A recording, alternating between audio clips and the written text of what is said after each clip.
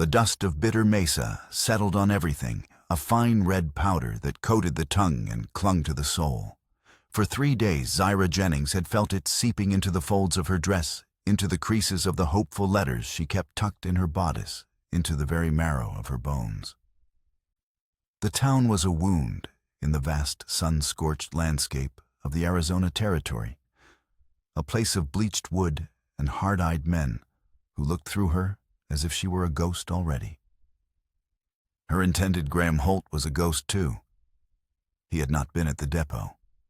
He had not been at the church. His name, when she dared to ask it at the mercantile, was met with a shrug or a tightened lip. Hope, once a roaring fire that had propelled her across a continent, had dwindled to a single stubborn ember. Now that ember was about to be extinguished by the cold reality of her last few dollars. She pushed open the heavy oak door of the Bitter Mesa Savings and Trust, the only 2-story brick building in town. It stood proud and imposing, a monument to a prosperity Zyra couldn't see anywhere else. Inside, the air was cool and smelled of oiled wood and currency. A young clerk with a pale mustache and nervous eyes stood behind a polished brass grill. He was counting coins into stacks, the clinking sound unnaturally loud in the tomb-like silence. "Ma'am," he asked, looking up. His gaze lingered for a moment on her travel-worn dress before he quickly averted his eyes, a faint blush rising on his cheeks. "I need to make a withdrawal." Zyra said, her voice steadier than she felt. She slid a small leather-bound savings book across the counter. It contained the last of the money from the sale of her family's meager possessions back in Pennsylvania. Enough for a train ticket home if it came to that. The thought was a shard of ice in her chest. The clerk opened the book, his brow furrowing as he did the sums. "It ain't much." "It's what I have," she replied, her chin held high. He nodded, turning to the vault behind him.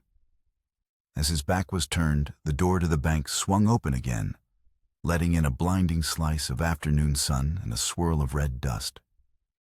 A man stood silhouetted in the doorway, tall and lean. He wore a long canvas duster, and his hat was pulled low, casting his face in deep shadow. He didn't move for a long moment, simply stood there, an omen of stillness in a world that never stopped moving. The clerk returned a small stack of bills in his hand. "Here you are, miss." He trailed off, his eyes fixed on the figure at the door. The color drained from his face.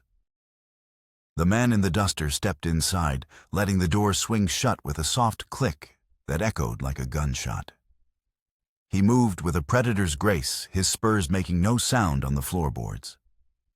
In his hand, he held a Colt revolver, its long barrel glinting in the dim light. "Don't nobody move," he said. His voice was a low rasp, like stones grinding together. It was calm, devoid of panic, which made it all the more terrifying. The clerk's hands shot into the air, the money fluttering from his grasp to the floor. Zyra froze, her heart seizing in her chest. Every story she'd ever heard about the untamed west of outlaws and violence crystallized into this one horrifying moment. The man walked past her, his gaze sweeping the room before settling on the open vault. "The lockbox," he said, his voice still unnervingly level. "Number 17. Open it." The clerk, trembling, stammered, "I don't have the key for that one, sir. It's a private deposit box. Belongs to Mr. Holt." The name hung in the air. Holt. Zyra's breath hitched. The outlaw didn't seem surprised. He gestured with the revolver. "Then get the cash. All of it." While the clerk scrambled to stuff bills into a canvas sack, the outlaw's gaze fell upon Zyra. She stood rigid, her hands clenched at her sides, trying to make herself invisible. But his eyes, dark and piercing from beneath the brim of his hat, found her. They weren't cruel or mocking, just empty. It was the emptiness that scared her most. He took a step toward her. She could smell the dust and sweat on him, the scent of the raw, unforgiving land. His eyes fixed on the single piece of jewelry she owned, the one thing of value she hadn't sold. It was a silver locket hanging from a delicate chain around her neck. It was her mother's, worn smooth with time, containing 2 miniature portraits, her mother on one side, a solemn-faced woman with kind eyes, and her father on the other, a man she barely remembered. It was more than silver. It was her entire history, her only tangible link to a life that had been washed away by hardship and loss. He reached out, his gloved fingers brushing against her collarbone. She flinched, a small, involuntary gasp escaping her lips. "Pretty," he murmured, his voice so quiet she almost didn't hear it. With a swift, practiced motion, he hooked his finger under the chain and yanked. The delicate silver links snapped. The locket was gone. He held it in his palm for a second, its polished surface catching the light, before slipping it into his duster pocket. He didn't look at her again. The violation was a physical blow, sharper and more painful than any strike. He hadn't just stolen an object. He had stolen a part of her. He had ripped away her past. The clerk slid the sack of money across the counter. The outlaw took it back toward the door, his revolver never wavering. He was gone as quickly as he had appeared, melting back into the blinding sun. For a moment, the only sound was the frantic ticking of the wall clock. Then the clerk slumped against the counter, his breath coming in ragged sobs. Zyra stood frozen, her hand instinctively flying to her throat, her fingers finding only the broken ends of the chain and the raw, stinging skin where it had been. The money lay scattered at her feet, forgotten. The train ticket home didn't matter. The broken promise from a man she'd never met didn't matter. All that mattered was the hollow space where her mother's locket used to be, an emptiness that mirrored the desolation of the town, of the land, of her own heart. The door creaked open again this time, admitting a barrel-chested man with a graying mustache and a tarnished star pinned to his vest. Sheriff Miller. He took in the scene, the trembling clerk, the money on the floor, and Zyra standing pale and still as a statue with a look of profound weariness, as if he'd seen it all 100 times before, and knew he'd see it 100 times more. "Headed north," someone shouted from the street, riding a bay with a white blaze. Sheriff Miller sighed, a long, drawn-out sound of resignation. He looked at Zyra, his eyes holding a flicker of pity. "You all right, miss?" She couldn't speak. She could only nod her hand, still pressed against her throat, guarding a space that was now achingly, irrevocably empty. The silence that followed was filled with the whisper of the wind, blowing through the sun-bleached storefronts of Bitter Mesa, a sound that promised nothing but more dust, more sun, and more heartache. The world of Bitter Mesa began to take shape around Zyra in the hazy aftermath of the robbery. Sheriff Miller, a man whose shoulders seemed permanently stooped by the weight of his office, asked his questions with a gentle but futile diligence. He wrote down her description of the outlaw, tall, lean, a voice like gravel in a small dog-eared notebook, though his expression suggested it was a mere formality. "He took your locket, you say?" The sheriff asked, his gaze softening for a moment. "I'm sorry for that, miss. Some things are worth more than money." He paused, looking around the bank, as if the building itself offended him. "This town's been on edge for a while. This won't help matters." When he was done, Zyra was left standing on the boardwalk, the scattered banknotes now collected, and returned to her purse, feeling more adrift than ever. The oppressive sun beat down, making the red dust of the main street glow like embers. The wind, a constant restless presence, whispered through the narrow alleys, carrying the scent of sage and the distant, mournful cry of a train whistle. It felt like a town holding its breath, waiting for the next blow to fall. Just as despair began to set in, a new voice cut through the haze. "Child, you look like you've seen a rattler in your bedroll." Come on inside before you bake in that sun. Zaira turned to see a woman standing in the doorway of the mercantile next to the bank. She was stout with flour dusting her apron and kind, crinkling eyes that seemed to take in everything. This was Mrs. Gable, the proprietor, a woman who traded in goods, but whose real currency was information. She led Zaira into the cool, cluttered interior of the store. The air was thick with the smells of coffee beans, cured leather, and cinnamon. Sacks of flour and sugar were stacked high, and shelves overflowed with bolts of calico, tins of peaches, and jars of hard candy. Mrs. Gable settled Zaira onto a stool by the counter and pressed a tin cup of cool water into her hands. "Heard what happened," she said, her voice a low, comforting hum. "It's a terrible thing. Just terrible.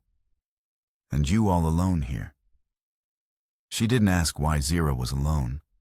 The town's gossip mill had already ground that story into fine powder. Everyone knew about the mail-order bride left waiting on the church steps. As Zaira sipped the water, her hands still trembling, Mrs. Gable began to talk her words, weaving a tapestry of the town's simmering tensions. "This place. It ain't what it used to be. Used to be folks looked out for each other. Now everyone's looking over their shoulder. Too much money changing hands, too much land being bought up by men with deep pockets and shallow souls." She lowered her voice, leaning closer across the counter. "Men like Graham Holt." Zaira's head snapped up. "You know him." Mrs. Gable gave a short, humorless laugh. "Everyone knows of Mr. Holt. Don't mean they know him. Owns the bank you were just in. Owns the biggest ranch in the valley. Owns half the land from here to the Dragoon Mountains, or so they say. He came here a few years back with nothing but ambition and left a trail of broken men behind him." She offered Zaira a piece of gingerbread, her expression turning serious. "Sheriff Miller will tell you Holt is a pillar of the community. A hard worker. But you ask the folks whose wells went dry after he diverted the creek, or the ranchers he squeezed out with prices they couldn't match. They'll tell you a different story." The kindly gossip offered Zaira a room above the store for a few nights, a gesture of charity that brought a lump to Zaira's throat. "Just until you get your feet under you," Mrs. Gable said, waving off Zaira's thanks. "A woman's got to look out for another in a place like this." That evening, as Zaira sat in the small, clean room, the sounds of the town drifted up through the floorboards, the tinny piano from the saloon, the low murmur of voices, the occasional burst of harsh laughter. She looked out the window at the town square. The red sand glowed under a bruised purple sky, and the wind moaned around the corners of the buildings. Bitter Mesa wasn't just a dusty outpost. It was a battleground of ambition and survival, and she had been dropped squarely in the middle of it. The next morning, Sheriff Miller found her sweeping the boardwalk in front of the mercantile, a task Mrs. Gable had insisted was unnecessary, but which Zaira needed for the simple grounding rhythm of the work. "Morning, Miss Jennings," he said, tipping his hat. He looked even more tired than the day before. "I have some news. None of it good, I'm afraid." He leaned against a support post, his gaze drifting toward the imposing facade of the bank. "That bank. It belongs to Mr. Graham Holt, your intended."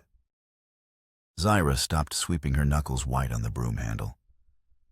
"I know, Mrs. Gable told me." "Well, here's the strange part," the sheriff continued, lowering his voice. "Mr. Holt hasn't been seen since the morning of the robbery. His foreman says he rode into town for a meeting at the bank and never came back. We searched his office. Nothing seems to be missing except him." A cold knot formed in Zaira's stomach. A missing fiancé, a robbed bank, a stolen locket.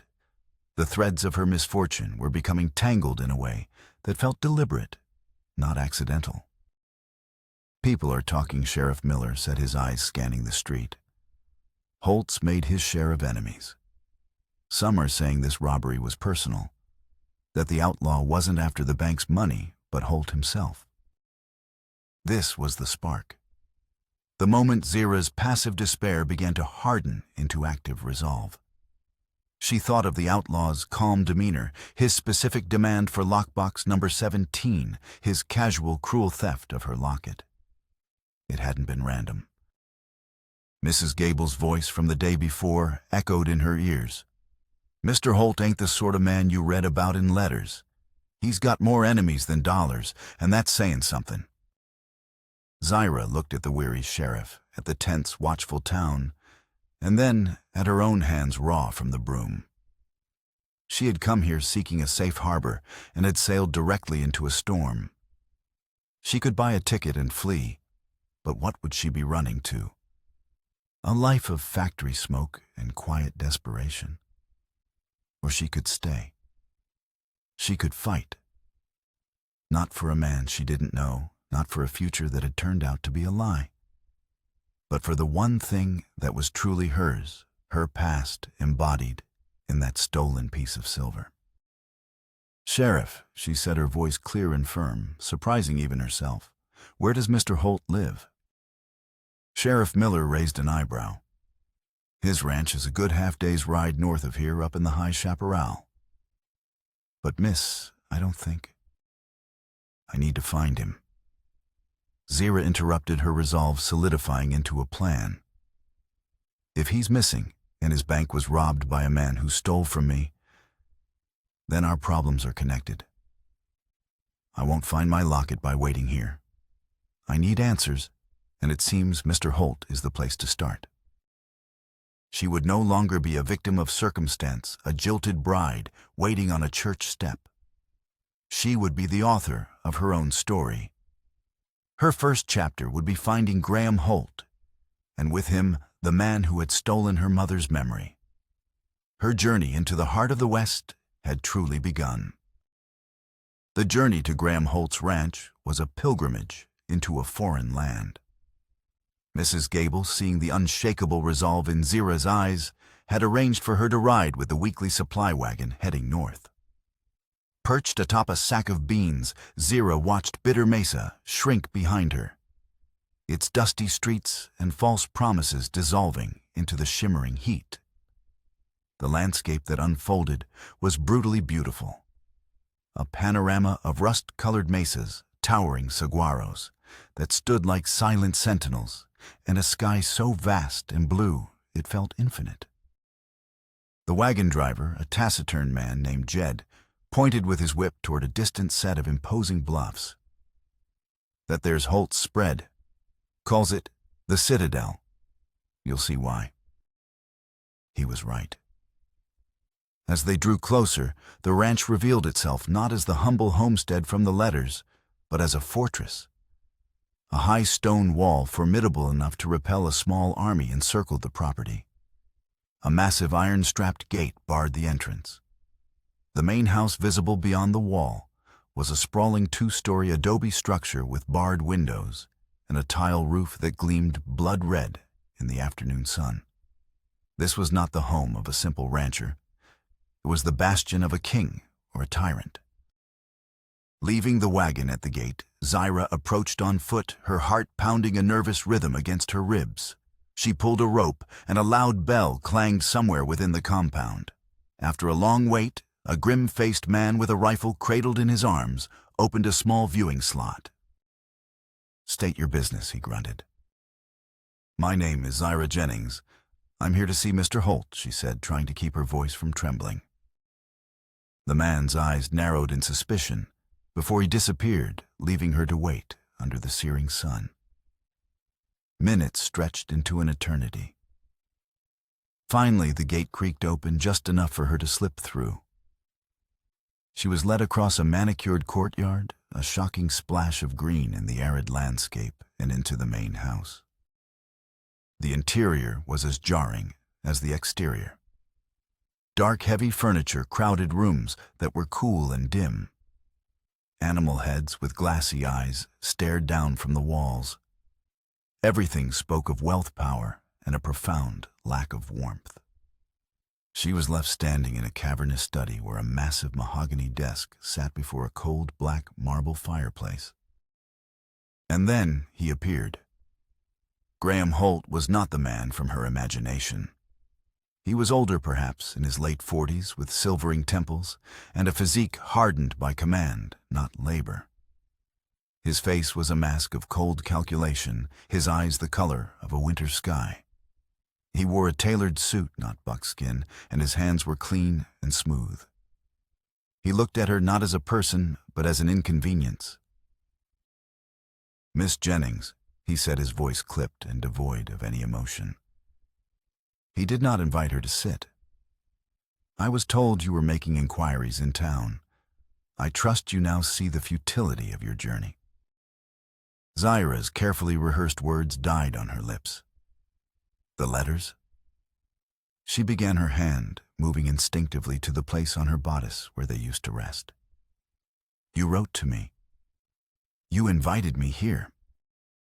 A flicker of something amusement or perhaps contempt crossed his face. "I can assure you I did no such thing. I have no need for a wife mail order or otherwise." He picked up a letter opener from his desk, turning it over in his fingers. "I suspect you are an opportunist, Miss Jennings. You heard of a wealthy unmarried man and concocted a story to gain access to my property. It is a pathetic but not entirely uncommon scheme." The accusation struck her with the force of a physical blow. The hope she had so desperately clung to the belief that this was all a terrible misunderstanding crumbled into dust. He was not just a man who had broken a promise. He was a man who denied the promise had ever been made. He was erasing her reality, painting her as a liar, a fool. "But the bank robbery," she pressed, her voice rising with a desperate edge. "The man who robbed your bank, he stole from me a silver locket. It was my mother's." Holt's expression remained impassive. He set the letter opener down with a soft click. "The robbery was a matter for the sheriff, not for me. And certainly not for you. Your personal losses are of no concern to mine. Now I have business to attend to. My man will see you out." He turned his back on her, a gesture of absolute dismissal, and walked over to a large map of the territory that covered one wall. He had rendered her invisible. The confrontation she had imagined one of answers of explanations was over before it had begun. He had shattered her hopes, denied her past, and cast her out without a second thought.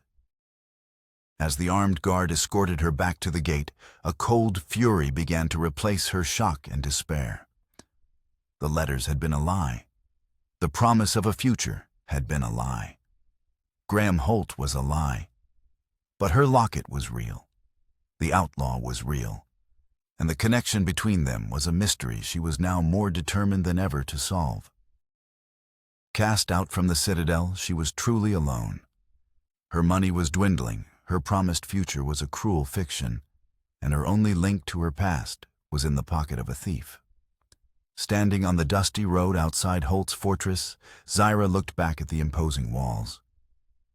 He had meant to crush her, to send her scurrying back east with her tail between her legs. But he had misjudged her. He hadn't broken her spirit. He had forged it into steel. Back in Bitter Mesa, the weight of her isolation settled heavily on Zaira's shoulders. Mrs. Gable offered what comfort she could, but sympathy couldn't recover a stolen heirloom or unravel the web of deceit spun by Graham Holt. Zaira spent a sleepless night in the small room above the mercantile, the pieces of the puzzle tumbling in her mind. Holt's denial was too smooth, too absolute. His absence on the day of the robbery was too convenient. And the outlaw's theft of her locket, a seemingly random act of cruelty, felt more and more like a deliberate message she couldn't yet decipher. Her one remaining path was to find the robber. Sheriff Miller's posse had returned empty-handed, the outlaw's trail vanishing into the labyrinthine canyons north of town. The sheriff defeated had mentioned a name spoken in a tone of grudging respect. There's only one man who could track a ghost in that country, he'd said to Mrs. Gable, not realizing Zira was listening.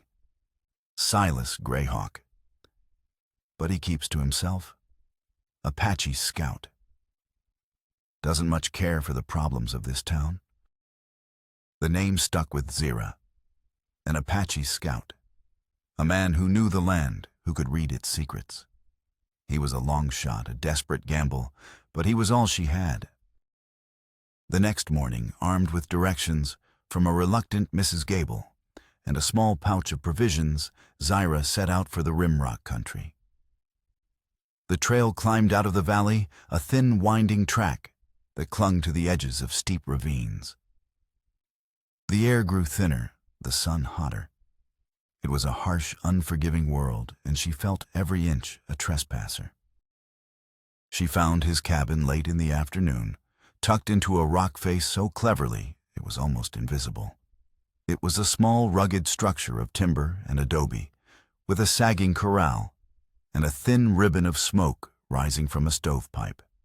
A gray Mustang watched her approach with intelligent, wary eyes. A man emerged from the cabin's shadow as she drew near. He was tall and lean, his movements fluid and economical. His face was all angles and planes weathered by sun and sorrow, and his dark eyes were deep and unreadable. He wore worn canvas trousers, and a faded shirt and a sheathed knife rested on his hip. This was Silas Greyhawk. He watched her approach without a word, his stillness as intimidating as any threat. Mr. Greyhawk, Zira, began, her voice small in the vast silence. He simply nodded his gaze, taking in her dusty dress, her determined but weary expression. My name is Zira Jennings. Sheriff Miller said you were the best tracker in the territory. Silas's expression didn't change. The sheriff talks too much. I need your help, she said, pushing forward before she could lose her nerve. There was a bank robbery in town. The man who did it, he stole something from me. Something important. She fumbled in her pocket and produced a piece of paper on which she had painstakingly sketched her locket from memory. She had included every detail, the scrolling pattern on the silver, and most importantly, the unique inscription on the back. A small, stylized bird, its wings outstretched, encircled by a crescent moon. It was a symbol her mother had said was a family mark passed down through generations. She held the drawing out to him. For a long moment, Silas ignored it, his eyes fixed on her face, as if searching for the truth of her words. Then his gaze dropped to the paper. He took it from her, his calloused fingers gentle. As his eyes focused on the drawing of the inscription, his entire demeanor shifted. The stoic mask cracked. A flicker of shock, then pain, then something else. A fierce, burning recognition flashed in his eyes. He looked from the drawing back to her, and for the first time, he truly saw her. Where did you get this? He asked, his voice a low, urgent growl. It was my mother's, Zira stammered, taken aback by the intensity of his reaction. She gave it to me before she passed. Silas traced the symbol with his thumb, his jaw tight. He seemed to be looking at something far beyond the simple drawing, into a past filled with shadows. He was silent for so long that Zira began to think he would refuse. He went north, Silas said at last, his voice rough. Into the broken lands. It's no place for you. I don't care, Zira insisted. That locket is all I have left of her. I will not lose it. Silas stared at the drawing a moment longer, and then folded the paper carefully and handed it back to her. He looked out at the jagged peaks that clawed at the horizon. The man you're looking for isn't just a bank robber. Tracking him means stirring up trouble that's been sleeping for a long time. It could get you killed. I've already lost everything. She replied, her voice gaining strength. I have nothing left to be afraid of. Her words seemed to resonate with him. He saw in her not a helpless Eastern woman, but a survivor, someone who, like him, had been stripped down to the bone by loss. He gave a single sharp nod. "One day," he said. "I'll give you one day. We leave at sunrise. If we don't find his trail by sunset, we turn back." And so an unlikely alliance was forged. The next morning, as the rising sun painted the cliffs in hues of rose and gold, Zira found herself mounted on a steady mule, following the silent Apache scout into the vast treacherous wilderness. Their journey was one of few words. Silas moved with a focused intensity, his eyes constantly scanning the ground, the rocks, the sky. He read the landscape like a book pointing out a displaced stone, a broken twig signs that were invisible to her. As they rode, Zira learned to appreciate the silence. It was not empty, but full of the sounds of the desert, the rustle of a lizard in the brush, the cry of a hawk circling overhead, the whisper of the wind through the canyons. In this quiet, a fragile trust began to grow between them. She saw the deep respect he had for the land, and he in turn began to see the quiet strength and resilience beneath her worn dress. Late in the afternoon, Silas reined in his Mustang, dismounting near a shallow creek bed. He knelt, pointing to a mark in the damp sand. It was the faint, partial print of a horseshoe. "He watered his horse here," Silas said. "Less than a day ago. The shoe has a nick in the right heel. He's heading for the canyons of the San Pedro." They found other signs: a discarded ration tin, a single spent cartridge casing. The trail suggested the robber wasn't fleeing wildly, but moving with purpose, heading toward a specific destination. It wasn't just money he carried, but a mission. As dusk began to settle, casting long, distorted shadows across the land, they entered a narrow canyon. The walls rose steeply on either side, the rock glowing a deep, bloody red in the fading light. A sense of foreboding hung in the air. This was a place of secrets, a place where things ended. Silas held up a hand, signaling for her to stop. He slid from his horse, moving forward on foot with the silence of a shadow. Zira's heart hammered against her ribs. She could see a small campfire flickering ahead, tucked into an alcove in the canyon wall. They had found him. The midpoint of their journey arrived not with a sense of triumph, but with a heart-stopping twist that shattered everything Zira thought she knew. As they crept closer to the campfire, the scene came into focus. A lone figure sat hunched by the flames, his back to them. He was cleaning a rifle, his movements slow and pained. A blood-soaked bandage was wrapped around his left arm. The bay horse with the white blaze stood tethered nearby, exhausted. Silas moved with a lethal grace, his knife drawn. He was on the man in a flash as the blade pressed against his throat before the outlaw could even react. "Don't move," Silas hissed. The man froze, his head slowly turning. As the firelight illuminated his face, Silas's breath caught in a choked gasp. The knife wavered in his hand. "Taza," he whispered the name, a raw wound torn from his soul. The outlaw's eyes widened in disbelief.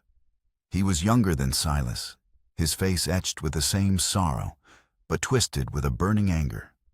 It was a face Silas hadn't seen in 5 years, a face he had last seen in a nightmare of smoke and gunfire, a face he had buried in his memory alongside the rest of his family. Silas Taza breathed, his voice cracking. "They told me you were dead." The two brothers stared at each other, the years of pain, loss, and misunderstanding stretching between them like a chasm. Silas slowly lowered the knife, his expression a storm of shock, grief, and dawning horror. Zira watched from the shadows, her own quest forgotten, caught in the undertow of a family tragedy far deeper and darker than she could have imagined. "You robbed a bank," Silas finally managed to say, his voice strained. "Why?" Taza winced as he shifted his wounded arm. His gaze was defiant. "I wasn't robbing a bank. I was taking back what was stolen from us." He looked past Silas, and saw Zira stepping into the firelight. His eyes narrowed. "Who is she?" "She's the one you stole this from." Silas said, his voice hard. He pulled the locket from Taza's duster pocket where it had been tucked away and held it out. Taza glanced at it, a flicker of confusion in his eyes. "I didn't mean to take it. It was a mistake caught in the chaos. My business wasn't with her." His gaze hardened as he looked back at his brother. "My business was with Graham Holt." Zira's blood ran cold. Holt was not a victim in that robbery, Taza declared, his voice ringing with a righteous fury. He was the target. The only target. He proceeded to unravel the truth, and with each word, the world realigned itself into a terrifying new shape. 5 years ago, Graham Holt was not a rancher, but a government contractor tasked with overseeing the Apache resettlement program. He had discovered that the land his people, the Chiricahua, had occupied for generations was rich in silver deposits. Using his position, he had engineered a conflict, falsely reporting an uprising. He had led a band of hired militia, not soldiers, on a brutal pre-dawn raid of their peaceful encampment. It wasn't a battle. It was a massacre. "I saw it," Taza whispered, his eyes dark with the memory. "I saw them gun down our mother, our father. I was shot and left for dead. I only survived because I fell beneath my horse." Silas, who had been away on a scouting mission for the army, had returned to find only ashes and graves. He had believed his entire family, including his younger brother, had been wiped out. The guilt and grief had shattered him, turning him into the reclusive, haunted man he was today. But Taza had survived. He had spent the last 5 years living in the shadows, fueled by a single-minded desire for revenge. He had learned that Holt, after the massacre, had used a forged deed, a document supposedly signed by their deceased chief, to legally claim their ancestral land and its silver. He had built his fortress, his citadel, on the bones of their family. That deed was Holt's proof of ownership. Taza explained, his fist clenching. He kept it in his private lockbox at the bank. Lockbox 17. That's what I was after. Not the money. I needed the proof to expose him for what he is, a murderer and a thief. And then came the final devastating revelation. The letters he sent to her, Taza said, gesturing towards Zira with a weary anger. They were a trap. He found out somehow that a survivor of the massacre might still be alive. He sent letters to women back east describing his ranch, hoping to lure anyone with a connection to our people out into the open. He was trying to draw me out to finish the job. The symbol on the locket, the bird and the moon, was the final piece. "That is our family mark," Silas said, his voice barely a whisper, a look of profound understanding dawning on his face. He looked at Zira, and she finally understood the shock she had seen in his eyes when he first saw her drawing. "Your mother, was she Chiricahua?" Zira was speechless. Her mother had never spoken of her heritage, only that her family was from out west. She had been raised in an orphanage in Pennsylvania, a world away from the canyons and mesas of Arizona. The locket was her only connection. It was not just a link to her mother, but to a people, a history, a land she had never known. Holt hadn't chosen her at random. He must have traced her lineage, seen her as bait. The robbery was no longer about a stolen locket. Holt wasn't just a liar. He was a monster. And Zira was not an unfortunate bystander. She was a pawn in his deadly game, a descendant of the very people he had tried to destroy. The fight for a piece of silver had become a war for justice, retribution, and the soul of the land itself. The revelation in the canyon left them suspended in a moment of terrible clarity. They were no longer 3 separate individuals with their own grievances. They were intertwined, bound together by the crimes of one man. But the path forward was a treacherous one, fraught with moral conflict. Taza, weakened by his wound and consumed by years of simmering rage, saw only one solution: violence. "We have the proof now," he argued, gesturing to the stolen deed he had pulled from his saddlebag. "But the law won't help us. The law is Holt's. We have to make him pay. The way he made our people pay." Silas, however, was torn. The return of his brother was a miracle he hadn't dared to dream of. But Taza's thirst for vengeance reminded him of the bloody path he had walked away from. "More killing won't bring our family back, Taza," he said, his voice heavy with the ghosts of his past as an army scout. "It will only create more graves." Zaira found herself at the heart of their dilemma. Her entire world had been upended. She was not the person she thought she was. Her roots were in this red earth, a truth that both terrified and empowered her. Siding with the law meant trusting Sheriff Miller, a decent but overwhelmed man who saw Taza as a common bank robber and Graham Holt as a pillar of the community. The law would protect Holt. Justice, it seemed, lay outside of it. Their debate was cut short by the distant sound of shod horses on rock. "Apache," Silas said instantly, his senses on high alert. "Miller's more persistent than I thought." They had to move. Silas treated Taza's wound as best he could, his movements gentle but efficient. Zira, her mind racing, made a choice. She looked at the two brothers, one scarred by the past, the other consumed by it, and she saw not outlaws, but victims fighting for their lives. She would not abandon them. Her transformation from a hopeful bride to a determined agent of her own fate was complete.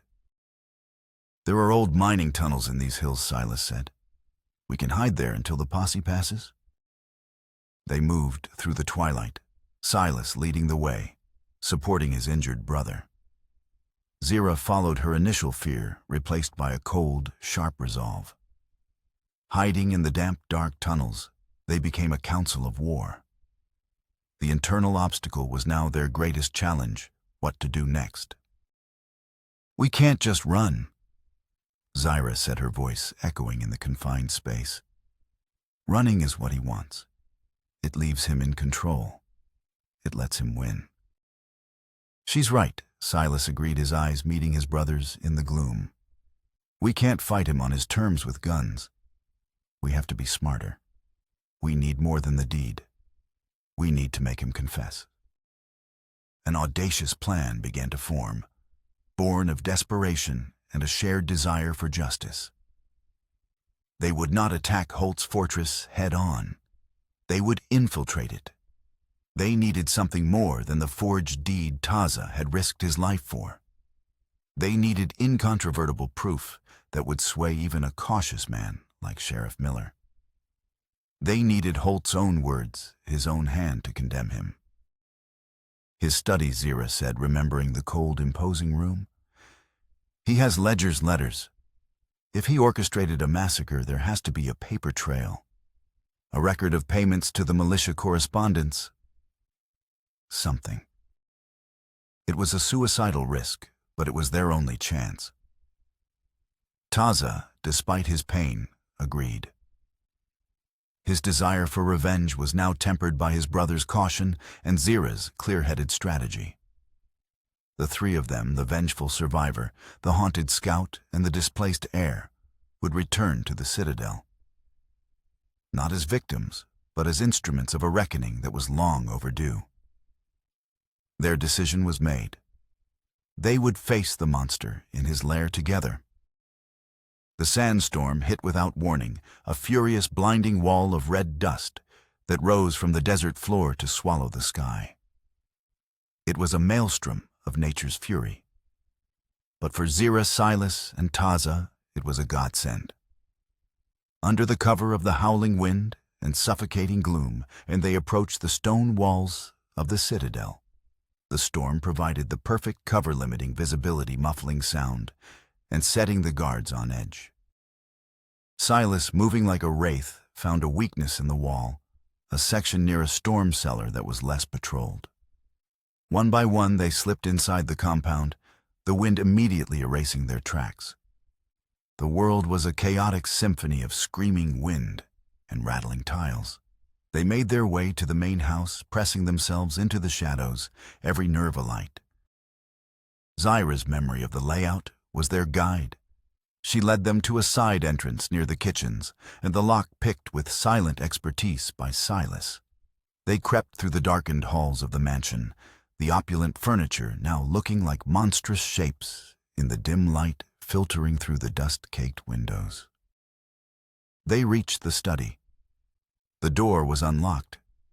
Inside, a single lantern cast a flickering golden glow.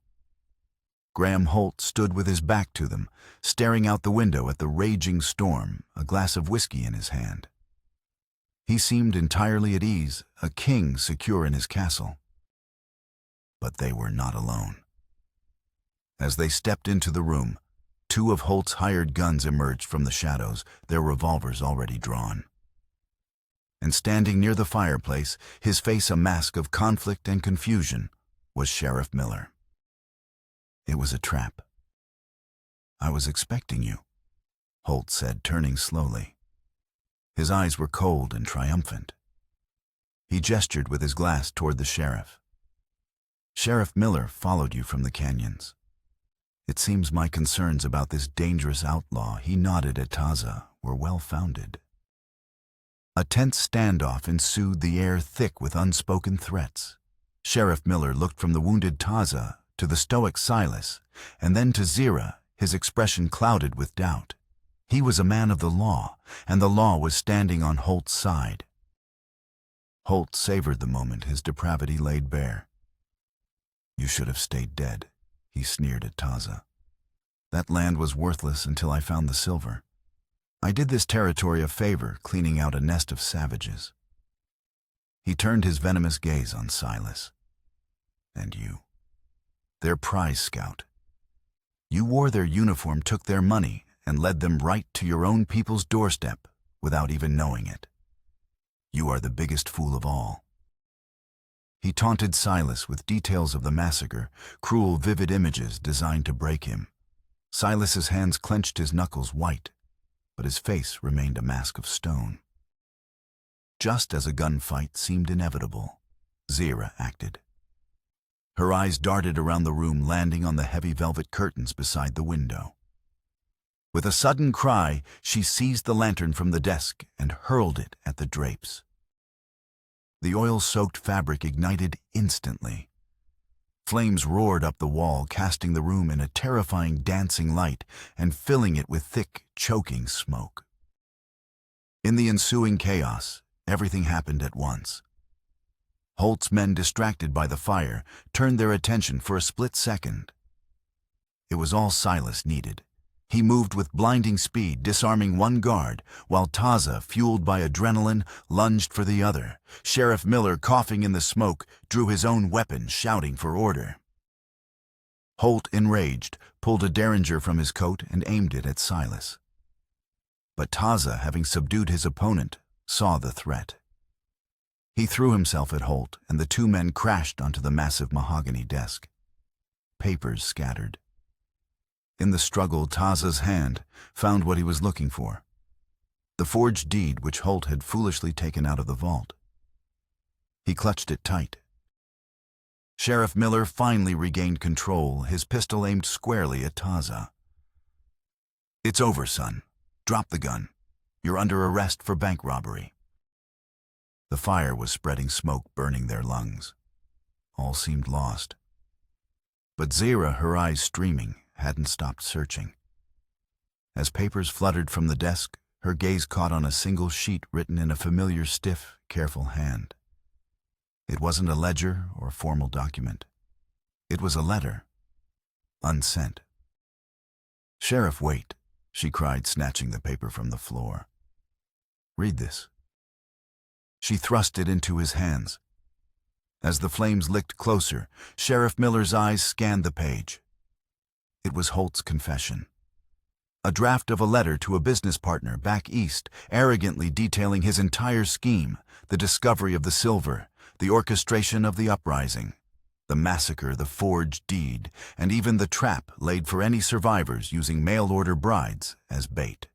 It was the irrefutable proof they needed in the villain's own hand. The sheriff looked up from the letter, his face pale with horror and realization.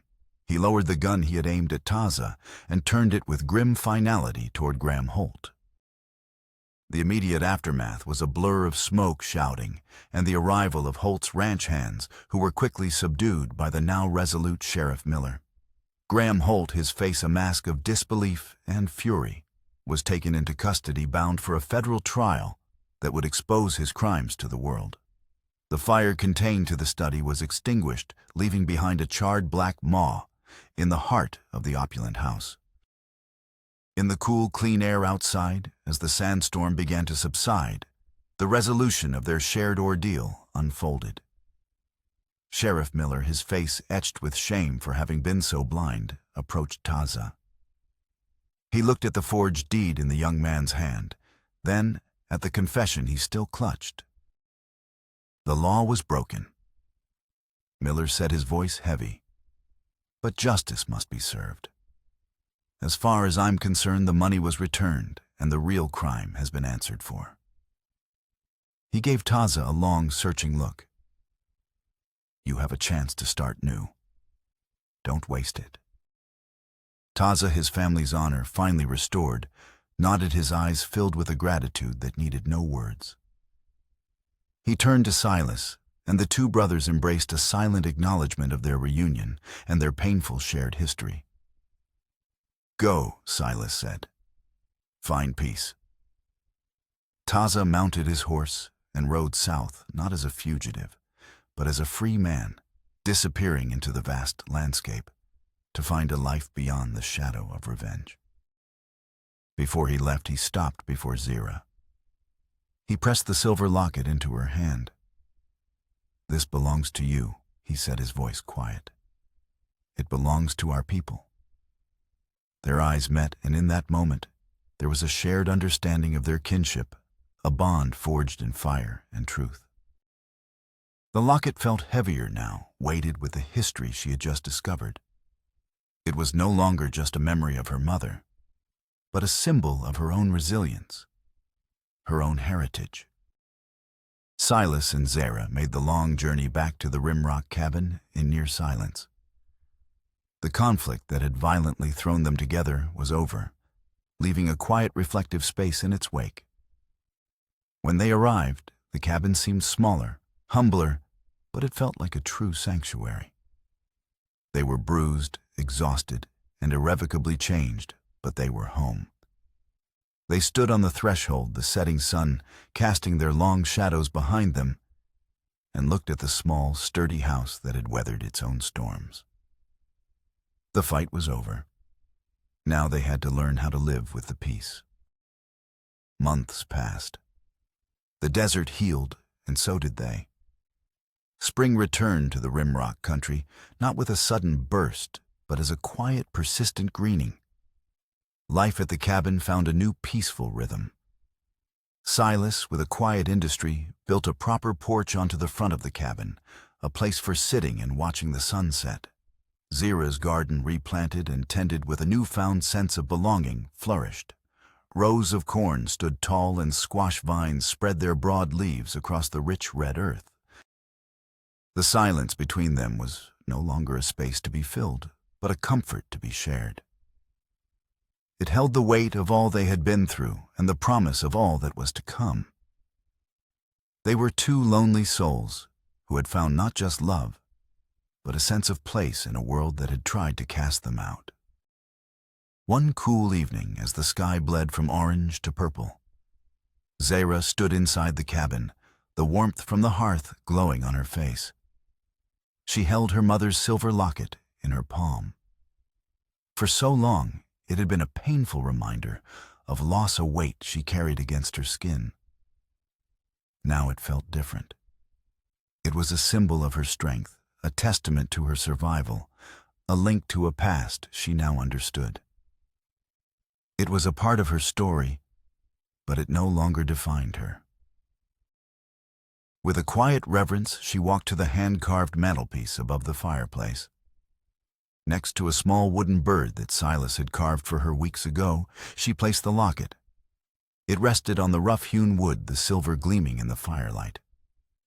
Her past now had a place of honor within the home she had built, not something she needed to carry with her every moment of every day. Silas came to stand beside her, his presence a familiar comfort. He didn't speak, but followed her gaze to the locket and the bird resting side by side. He understood. Together they turned and looked out the open door, past the new porch and the thriving garden, to the vast, beautiful, and unforgiving land that stretched out before them. It was their land now, earned not by deed or by conquest, but by endurance and by heart.